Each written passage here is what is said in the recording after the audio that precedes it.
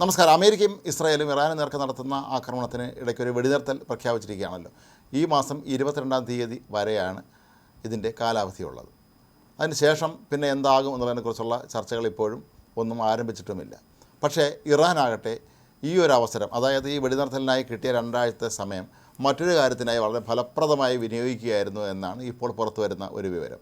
നേരത്തെ ഇസ്രായേലും അമേരിക്കയും നടത്തിയ ആക്രമണങ്ങളിൽ ഇറാൻ്റെ മിസൈൽ ലോഞ്ചറുകൾ സൂക്ഷിച്ചിട്ടുള്ള ഭൂഗർഭ കേന്ദ്രങ്ങളുണ്ടായിരുന്നു. ഇതിൻ്റെ എല്ലാം മുകൾ വശം, അതായത് ഈ താഴേക്ക് ഇറങ്ങാനുള്ള എല്ലാ ഭാഗങ്ങളും മണ്ണ് മൂടി കിടക്കുകയായിരുന്നു. ഇസ്രായേലിനും അമേരിക്കയ്ക്ക് നന്നായിട്ട് അറിയാമായിരുന്നു ഇറാൻ്റെ കൈവശം വലിയ തോതിലുള്ള മിസൈൽ ശേഖരമുണ്ടെന്ന്. ഇത് പലതും ഭൂമിക്കടിയിലാണ് അവർ ഒളിപ്പിച്ച് വെച്ചിരുന്നത്. ഈ സ്ഥലങ്ങൾ വളരെ കൃത്യമായി മനസ്സിലാക്കി ആ പ്രദേശങ്ങൾക്ക് നേർക്കാണ് ആക്രമണം നടത്തിയിരുന്നത്. അപ്പോൾ അതുകൊണ്ട് തന്നെ ഇതിൻ്റെ കവാടങ്ങളെല്ലാം തന്നെ മണ്ണ് മൂടി കിടക്കുന്ന അവസ്ഥയിലായിരുന്നു. പക്ഷേ ഈ സമയം ഉപയോഗിച്ചുകൊണ്ട് ഇപ്പോൾ അസാധാരണമായ ചില നീക്കങ്ങൾ ആ ഭാഗത്ത് നടക്കുന്നതായിട്ടാണ് ചില ഉപഗ്രഹ ചിത്രങ്ങൾ സൂചിപ്പിക്കുന്നതെന്നാണ് പറയപ്പെടുന്നത്. വലിയ ട്രക്കുകളിൽ ഇവിടെ നിന്ന് മണ്ണും മറ്റും നീക്കം ചെയ്തുകൊണ്ടിരിക്കുന്ന കാഴ്ച കാണുന്നുണ്ട് എന്നാണ് പറയപ്പെടുന്നത്. ഇത് ഇറാൻ വളരെ ബുദ്ധിപൂർവ്വം അല്ലെങ്കിൽ കൗശലപൂർവ്വം നടത്തുന്ന ഒരു നീക്കമാണെന്നാണ് പറയപ്പെടുന്നത്.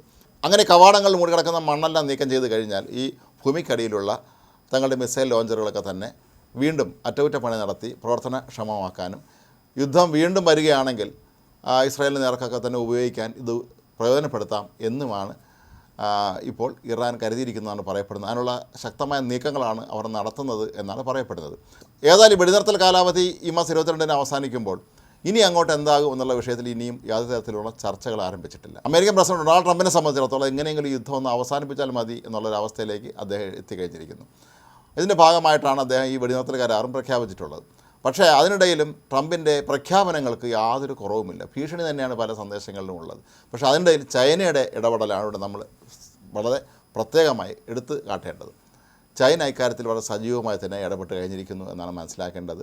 അമേരിക്കൻ പ്രസിഡന്റ് ഡൊണാൾഡ് ട്രംപ് 2 ലോക നേതാക്കളുമായി മാത്രമാണ് ഫോണിൽ ഈ വിഷയം സംസാരിച്ചതെന്ന് നമ്മൾ ശ്രദ്ധിക്കണം. ഒന്ന് നമ്മുടെ പ്രധാനമന്ത്രി നരേന്ദ്രമോദിയോടും 2 ചൈനീസ് നേതാവ് ഷീ ജിൻപിങ്ങിനോടും.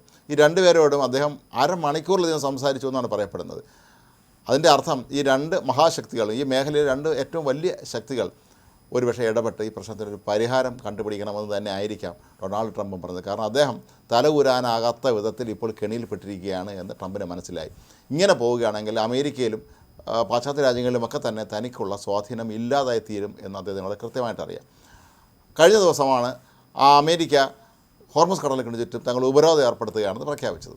എന്നാൽ അതിൻ്റെ പിന്നാലെ ഇപ്പോൾ ട്രംപ് പറയുന്നത് അവിടെ ഉപരോധമൊന്നുമില്ല, അവിടെ എല്ലാവർക്കുമായി ഇപ്പോൾ തുറന്നു കിടക്കുകയാണ്, ആർക്ക് വേണമെങ്കിലും ഏത് കപ്പലിന് വേണമെങ്കിലും ഇതുവഴി കടന്നു പോകാമെന്നാണ് ട്രംപ് പറയുന്നത്. പക്ഷേ ഇതുവഴി ഹോർമുസ് കടലിടുക്ക് വഴി കടന്നുപോയ കപ്പലുകൾക്കെല്ലാം തന്നെ അമേരിക്കൻ സൈന്യത്തിൻ്റെ റേഡിയോ സന്ദേശങ്ങൾ ലഭിച്ചു എന്നാണ് പറയപ്പെടുന്നത്. അതായത് ഭീഷണിയും താക്കീതുമൊക്കെ തന്നെയാണ് അവർ പറയുന്നത്.